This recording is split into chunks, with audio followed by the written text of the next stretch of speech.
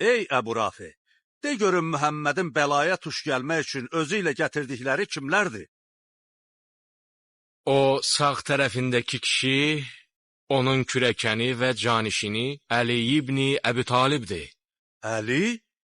Əli Xəndək döyüşündə Əmr ibn Əbdəvud amirini öldürən adamdır. Xeybərdəki Haris və Mərhəbi də. Bəs o qadın kimdir? O, Rəsulullahın qızıdır. Həm də Əlinin həyat yoldaşıdır. Elədir. O, dünya xanımlar xanımı Fatimədir. Bizim fikirləşdiklərimiz düz çıxmadı, Eyhəb. Muhammed qoşunu ilə gəlmədi. Gir ora bax. Bax gör necə arxayınlıqla gəlir.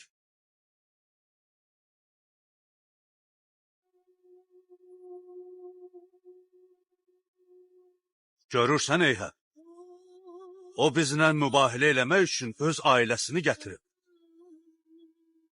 Əgər Muhammed öz dediklərində doğru olmasaydı, mübahilə üçün bizi buradan çox uzaq yerə çağırardı. Mənim gördüyüm bu əllər dua eləməyə qalxarsa Eyhəb, dağları da yerindən oynadar.